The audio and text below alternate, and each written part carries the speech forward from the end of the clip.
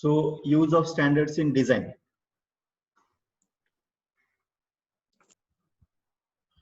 Use of standards in design. So standardization is defined as obligatory norm to which various characteristics of products should conform. The characteristics, the characteristics include materials, dimensions and shape of the component, method of testing and method of marking, packing and storing of the product. Now, when we talk about standardization, standardization is applicable right from selection of material to dispatch of the material.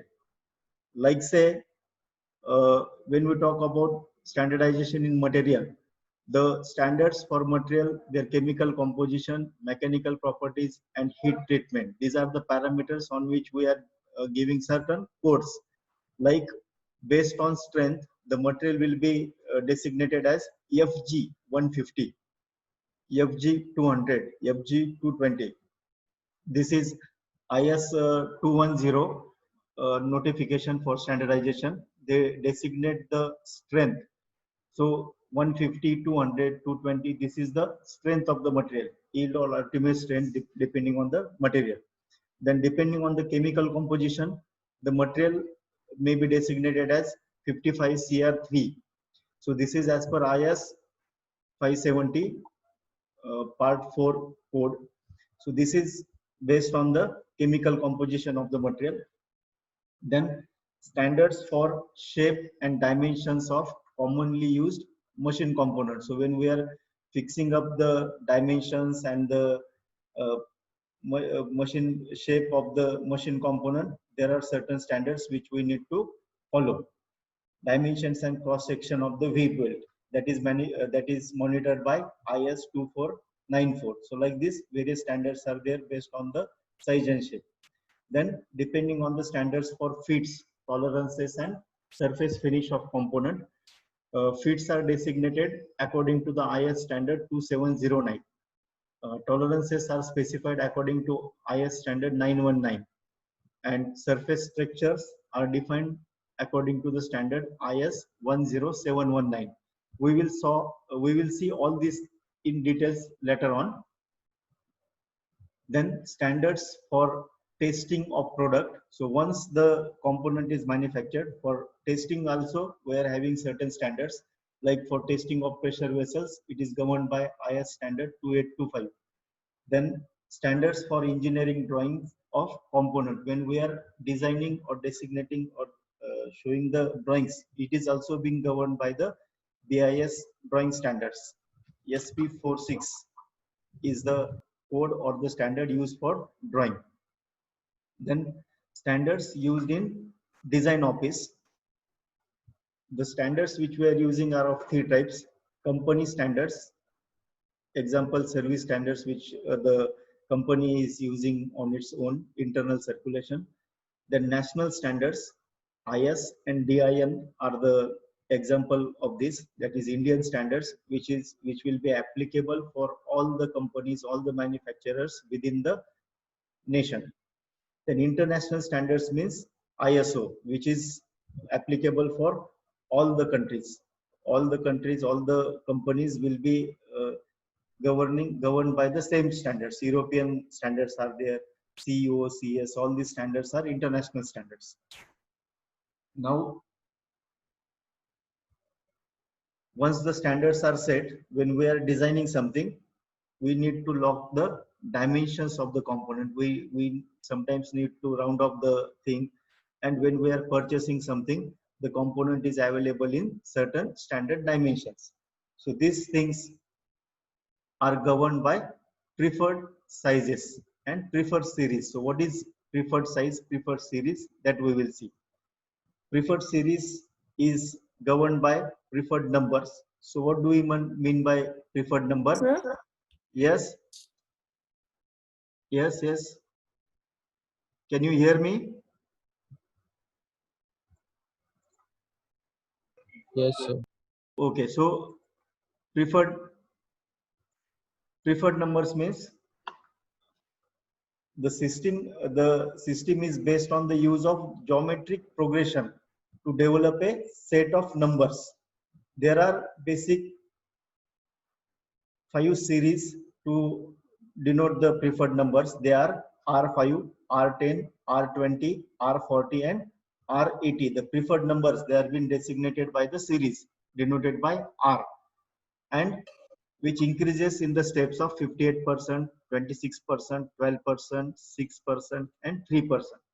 Now what do these mean? Let us take the example of some series, how the components are manufactured by rounding off to the nearest preferred number. See, we are having factor for each series that we call it as the series factor. For first series, that is R5 series, it is calculated as fifth root, that comes out to be 1.58. For R10 it will be 1.26. For R20 it will be 1.12. For R40 it is 40th root to the base 10, it is 1.06, and for R80 it will be 1.03. Means when I am considering the R5 series, the multiplying factor will be 1.58. When I am considering R10 series, the multiplying factor will be 1.26. Likewise, each series has its own factor. The series is established by taking the first number and multiplying by a series factor to get the second number. And then the second number is again multiplied by series factor to get third number, and so on. And the resultant can be rounded off. For example, if I want to have the numbers for R5 series within the range of 1 to 10, from 1 to 10, I am using R5 series. So how it will be calculated? So first we will calculate the series factor for R5, which we had seen in the last table, that is equal to 1.5849. And now the series, when I am calculating the series for R5, the first number is 1 because I want it from 1 to 10. So first number is 1. Second number will be obtained by multiplying the first number by the series factor, that is 1.5849. So when I am multiplying 1 by 1.5849, it is 1.5849. So rounding off it to 1.6. So second series number of R5 will be 1.6. Similarly, the third number will be this 1.5 multiplied by 1.5, that is square of this, so it comes out to be 2.51. So I am rounding it up to 2.5. Fourth, fifth, sixth, all these numbers are calculated. So for this R5 series, we have between 1 to 10, the numbers will be 1, 1.6, 2.5, 4, 6.3 and 10. Suppose while doing calculation, I am getting value of some certain thing as 3.7. So instead of taking 3.7, I will jump to the next series which is available, that is 4. So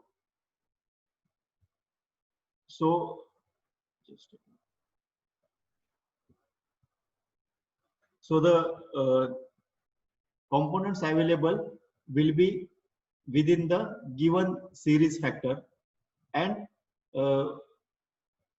when the manufacturer is manufacturing these components within this range, everyone is aware that for this series factor, I will get the component available within these dimensions. So that is the advantage of a series factor.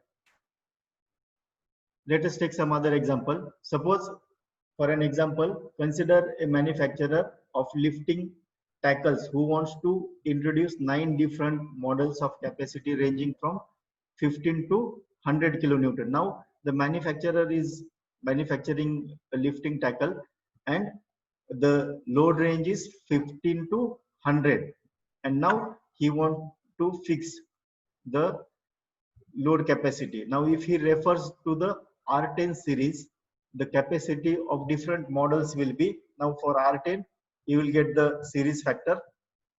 First is 15, so 15 multiplied by the service factor of R10 you will get it as 16. Then 16 multiplied by service factor, you will get 20. So 16, 20, 25, 31.5, 40, 50, 63, 80, and 100. These will be the capacities which he will be using.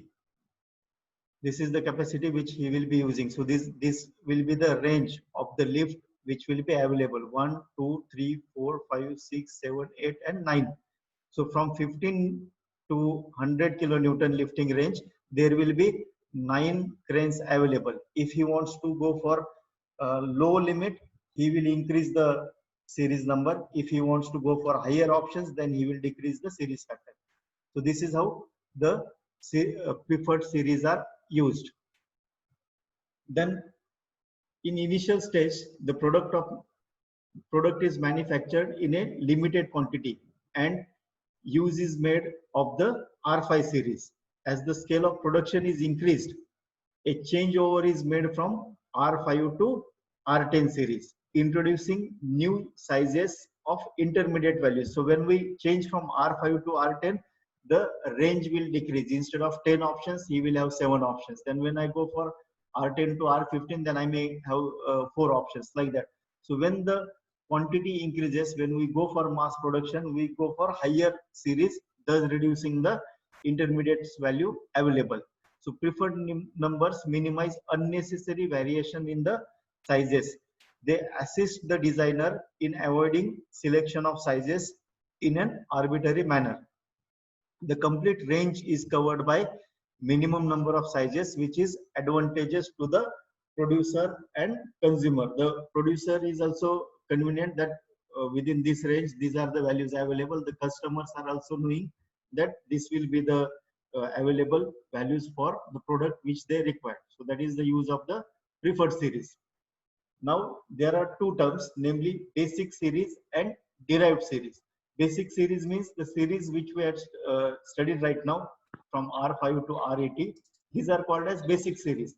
And if we want to have some intermediate values or some extended values based on this particular series, then they are called as the derived series. There will be some certain calculations which will be done, and we will be using the new series that we call it as the derived series. Now, how the derived series are there? Derived series will be used either for reducing the number of a particular series or increasing the number from the preferred series. So how it is done? So in first method, a derived series is obtained by taking every second, third, fourth, or fifth term of the given basic series. Such a derived series is designated by the symbol of basic series followed by 2, 3, 4, or P. That means now you have seen example of R5 series. There are some 10 options available with us. Out of that, I will be taking the every second number or alternate number, or I will be taking only the number after every 3. So that means I am reducing the option. So you are selecting the number that is 2, 3, or 4 up to P value which they are giving, and they are separated by slash sign. The series is limited, and the designation also indicates the limits inside the bracket. If the series is unlimited, the least one of the number of that series is mentioned inside the bracket. So we will see how these are been designated. For example, now first series R10 oblique 3 is mentioned, and in bracket 1 to 1000 is mentioned. That means we are using R10 series, and we will be taking every third number from the series available. Minimum value will be 1 and maximum value will be 1000. So this is how the derived series for R10 is designated. R10 oblique 3 in bracket 1 to 1000. So R10 means the series which we are using, oblique 3 means the number of interval which we are using, and minimum to maximum values. So everything is designated here. So lower limit is 1 and higher limit is 1000. Second example is, suppose if we take R20 series oblique 4. So we are using R20 series and we will be taking fourth element of the series. And here you can see in the bracket 8 is shown and some numbers before 8 and some number after 8 is mentioned. So what does this indicates? This indicates a derived series comprising of every fourth term of R20 series, unlimited in both sides and having the number 8 inside the series. It is taking 8 as the reference, as the center. You can go to the lower side of the 8 or to the higher side of the 8. So this is how you are designating that derived series. Then it can be designated as R20 oblique 3 200 dash dash, means again we are using R20 series with the interval of third number, and 200 is the minimum value from where the series is starting, and there is no higher limit to this particular series. So this is how the derived series is shown for lower limit. Similarly, we can show it for the upper limit. We can have upper limit of 200 and there are numbers available on the lower side. So this is how the preferred series are shown derived for lowering the values. Now if you want to go for the increment, so see, for in the second method, the derived series is obtained by increasing the number of a particular basic series. Let us consider an example of a derived series of number ranging from 1 to 1000 based on R5 series. Now I am using R5 series, and you know for R5 the series number are 1, 1.6, 2.5, 4, 6.3 and 10. Now if I want to go further, first multiply it by 10. So 1.6, so 10 is already there. So 1.6 multiplied by 10 will be 16. 2.5 multiplied by 10 will be 25. So the next series will be multiplied by 10, that is 16, 25, 40, 63 and 100. Then further again multiplied by 10, we go for the next value. So 16, 160, 225, 250, like that. So that is how the series will be designated for R5 from 1 to 1000. So 1, 1.6, 2.5, 4, 6.3 and 10 basic, then extended 16, 25, 40, 63, 100. First set of extension 160 to 1000, second set of extension.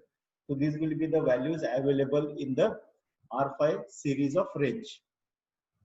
So this is how we are deriving the preferred numbers if required for either lowering the options or for increasing the options. So this is all for having the standardization and having the proper option for rounding off when we are designing. Suppose if I want to design a shaft, and a shaft designing company will make the shaft available within this much diameters. So whatever minimum diameter is there, maybe 25. So from 25, the shaft diameters will be available as 25, 40, 63, 100, 160, like that. If you want a shaft of 150 diameter, you will not get it. You will get it for 160, or you may have to go for another series. So this is how the use of preferred system is there. Now next is BIS system of fits and tolerances. So if you are having any doubt till now, you can ask me. Otherwise, I will go further with the BIS numbers.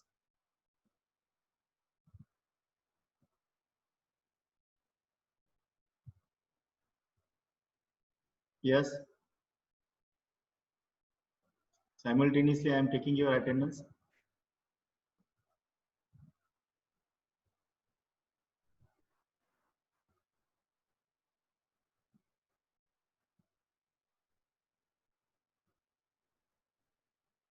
Okay, so we had seen standards, and for getting the different standards, we are using preferred numbers. Now, let us talk about the geometric tolerances. So we are using BIS system of fits and tolerances. Already this you are studied in your CAD subject, so I will not brief more on this, but let's have a revision of this. According to system recommended by Bureau of Indian Standards 456, tolerance is specified by alphabet. capital or small, followed by number. Example, H7 or G6. You are aware that we are using these particular notations, H7, G6, F5. The description of tolerances consists of two parts, the fundamental deviation and magnitude of the tolerance, which is shown in the sketch. The fundamental deviation gives the location of tolerance zone with respect to zero line. It is indicated by the alphabet. Capital letters for holes and small letter for shaft. So H7, capital H means it is for hole, and small g means it is shaft dimension. H7 is the grade which is showing the deviation range from the basic zero line. The magnitude of tolerance is designated by number called the grade. How the grading is given? It is given from international tolerance grades from IT1 to IT18. Suppose if I want to give the tolerance to a shaft of 50 mm diameter, then it is given as 50G7. As it is shaft, a small letter is used, 7 is the grade of its tolerance. So 50G7 is the tolerance. So 50H8G7. This gives you the tolerance for both hole as well as shaft. So when you specify both, depending on the deviation which is shown, you will get different types of fits. You may get see, this is fundamental deviation. So if the value lies below this, you will get clearance fit. If the grade of hole and shaft ranges within the shaded portion as shown between fundamental deviation and magnitude of tolerance, we will get interference fit. And if it is beyond this, we will get transition fit. So by varying the grade of the hole and shaft, you can vary the different types of fits. You can obtain different types of fits. And this is how the notation is shown, 50 H8 G7. This is for example. Then tolerance and manufacturing methods. So depending on different manufacturing methods, different grades are there. It starts from the rough surface with grade 16. It starts with the rough surface with grade 16, and as the surface finish is becoming smooth, the grade decreases from 16, 15, 14 like that.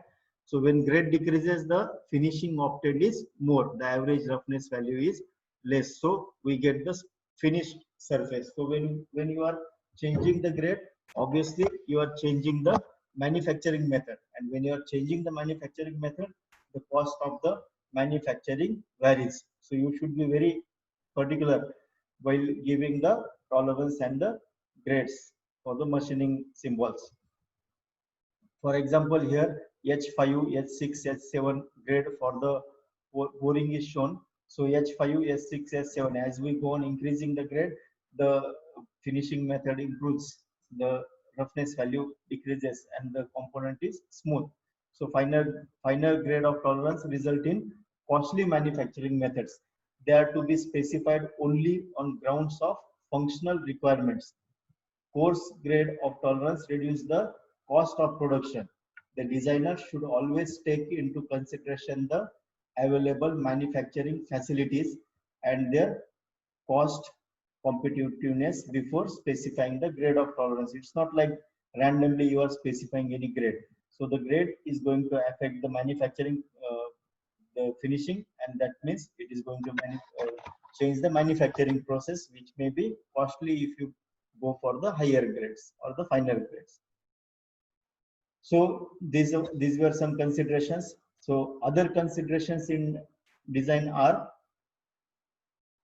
aesthetic consideration and ergonomic consideration. When we are designing something, aesthetic and ergonomic considerations are very important. So aesthetic means what? It is related to form, shape, and color. That means external appear, how the shape should be, how the form should be. Like in case of designing a car or a plane, aerodynamic shape is very important. You cannot just have the sudden changes in the cross section, which will increase the resistance of the air. So this some standard norms are there for that. So we need to take the aesthetic considerations, means which affects the functionality of the component, and it takes care of the external appearance of the component. So that comes under aesthetic considerations. So when you are designing the component, aesthetic considerations related to form, shape, and color should be taken care of. Color means randomly you cannot give any color.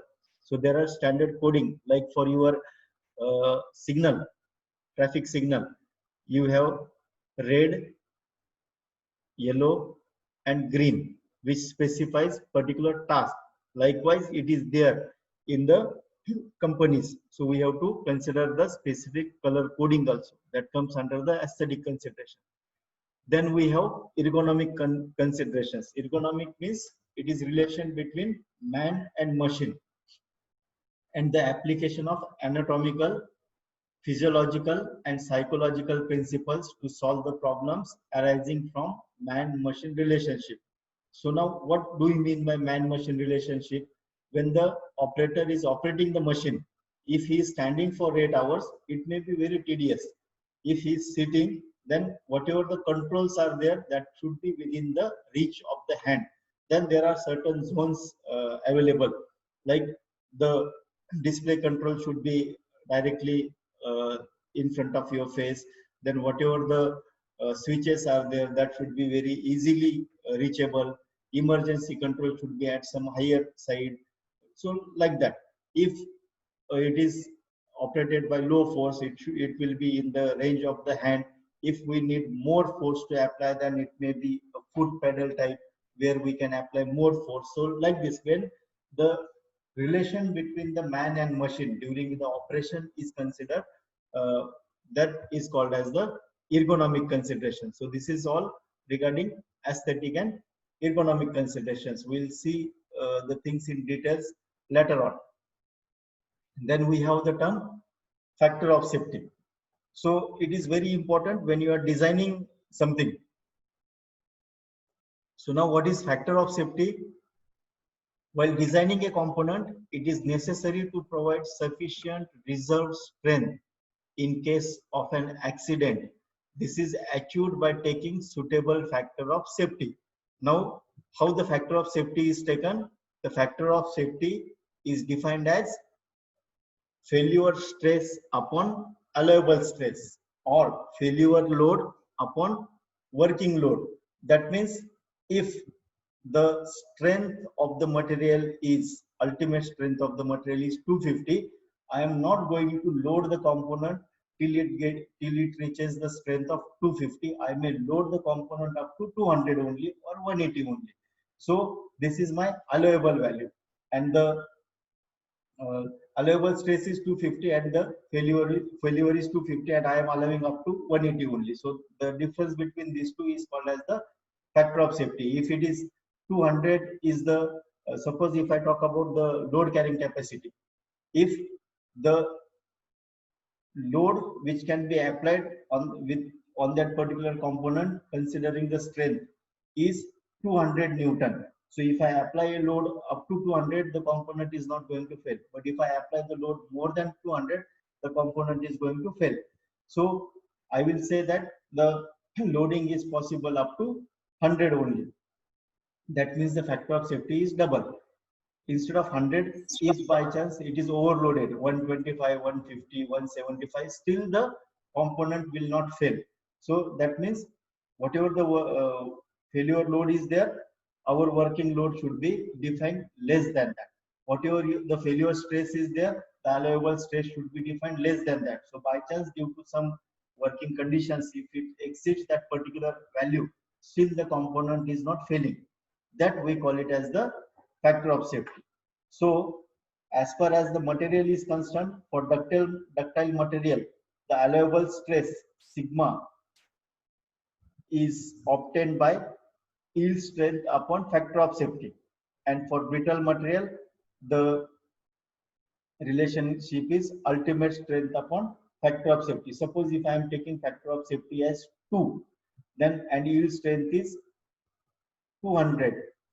200 divided by 2 is 100. So my working or allowable stress will be only 100. So this is how the factor of safety is calculated based on the material properties. Then factor of safety, magnitude of factor of safety depends on many parameters. We will discuss few. Uncertainty in the magnitude of external force acting on the component. So the force may increase or decrease, or it may vary. So that is one chance. Then variation in properties of material like yield strength and ultimate strength. Then type of load, effect of failure, material of component, reliability of component, cost of component, testing of machine element, service condition, and quality of manufacturing. So these are certain points on which the selection of factor of safety depends.